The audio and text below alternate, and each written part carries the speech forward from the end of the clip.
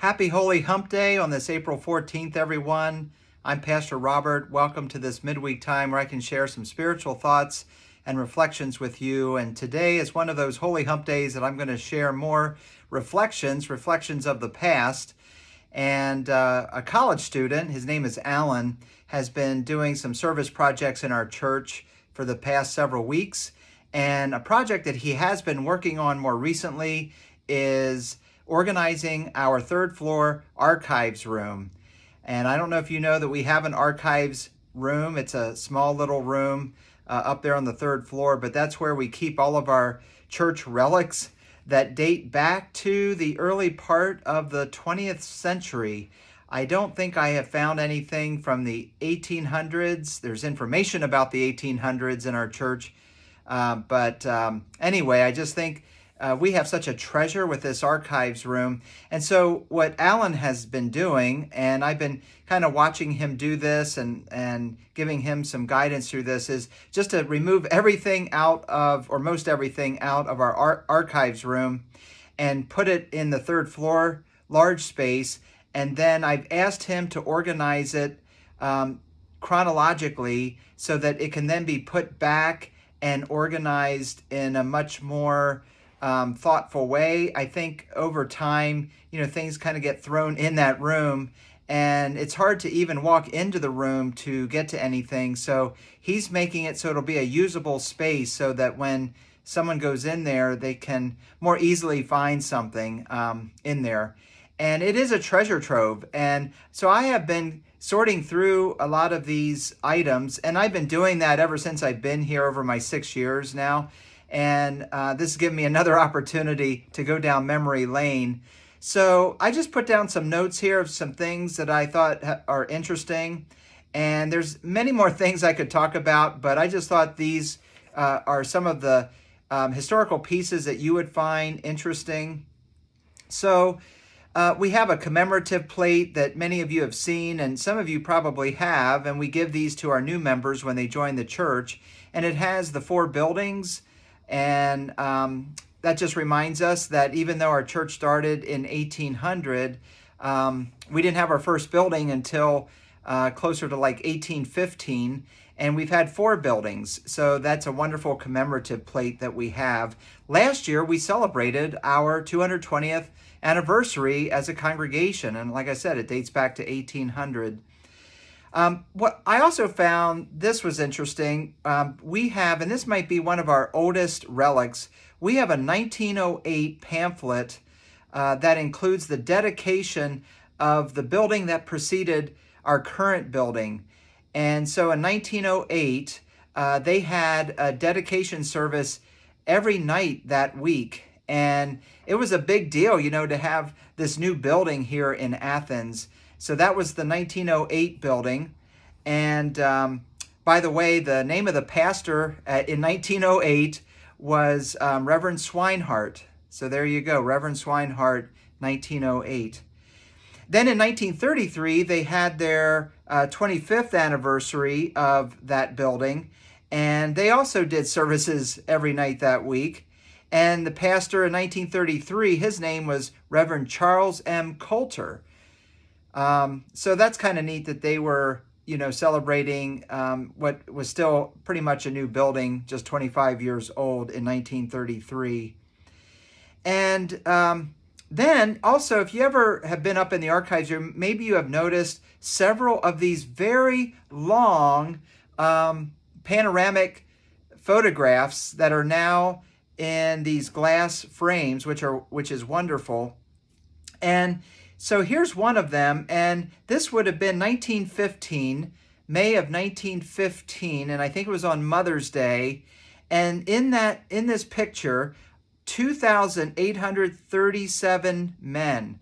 And I know this about this because when I was serving the First United Methodist Church in Lancaster, just up 33, I saw this in one of the Sunday school rooms up in that church building, and I would ask church members about, what is the story behind this panoramic picture from 1915, and no one really had an answer. So I did a little research and found out that in 1915, that there was a contest among many Methodist churches in the greater area to see who could have the most men attend Sunday school between, I think it was December of 1914 through May of 1915. And so it's interesting, the Lancaster congregation where I served, they actually won the contest. They ended up having more men, and it was a cumulative week by week adding and coming up with a total.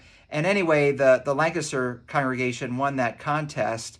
And so it's when I saw this panoramic picture when I first came here, I knew exactly the story behind it. So, and actually, I don't think there were 2,837 men that stayed for Sunday school that day. That's just me, but maybe I'm wrong. But it's a lot of people. So I just think that's wonderful history there. Then, if you jump to the 1950s, when that church burnt down that I was just talking about, where the dedication was in 1908. So there was a fire, February 5, 1955, and that was an early Saturday morning. And you can imagine how the congregation felt so devastated on that day. And then the very next day, and that morning, they were able to worship. And they worshiped at Ohio University at Memorial Auditorium. So the university was very gracious to provide the space for the congregation to worship. And then it would be 3 years that they worshiped there at Memorial Auditorium. And I came across this wonderful historical piece of information. This is the actual sermon of Reverend Versteeg, who was the pastor when the church burnt down. And so he has this sermon, and it's in print, and you can read it. And I think that's why it's so great that we have this in our archives room. But I just thought you would be curious to hear what he had to say. Of course, I won't read the whole sermon. I'm just going to read the beginning part of his sermon, and then I'm going to jump down and read a little piece that I think you would find interesting. So he begins his sermon. Again, this would have been the day after the fire there on campus at Memorial Auditorium, seeing the congregation for the first time after that devastating fire. He begins by saying, "For the first time in this pastorate, the sermon subject is changed. I had to consider how to preach. As a result, let me state that we will place upon ourselves all the limitations being guest in someone else's house imposes, and will regard these limitations as our privilege of courtesy." And then Reverend Versteeg goes on to say very kind words about Ohio University for them allowing them to worship there so quickly one day after the fire. So that was really nice that he did that. But then later in the sermon, this is what I wanted to share with you. In a kind of a humorous way, he shares these words. The newsman printed some pictures of me to show, as he put it, the face of a minister who has just lost his church. And that article must have just appeared that morning, that Sunday morning, I'm thinking. And then he goes on to say, I look at it, and he says, ever since it first dawned on me a long time ago that my face never did gel right, it has been embarrassing to see my picture in print. I look at it and feel that it cannot possibly be that bad. Still, the evidence is overwhelming. Yet, how wrong our good friend's statement was, from this newspaper article. I lost no church. I lost no congregation. I lost not a single member. And then he goes on to say that the church is always going to be there, even if you don't have the building. And I thought, how appropriate, because, we've gone through this long period of time where our building has been closed to many of our ministries. So thought you would like to hear that little bit of that sermon from 1955, February 6th, the day after the fire. So then, let's see. And I guess, in 1958, then we were able to have the building that we enjoy now. And there was a special, service, opening service in 1958, and we have been enjoying this building ever since. And then this other relic that isn't related directly to our congregation, but in our archives room is the 1947 Ohio University yearbook. So I just had some fun going through those pages, just seeing how times have changed so much. And I think it was maybe the homecoming queen that year. I decided I was trying to figure out, she's probably, if she's still alive, maybe in her late 90s. And I looked her up on Google and found out that she just died last year, the homecoming queen from 1947, Ohio University. She ended up living in Texas. And I don't know, I just love kind of researching these things and seeing how things are all interconnected.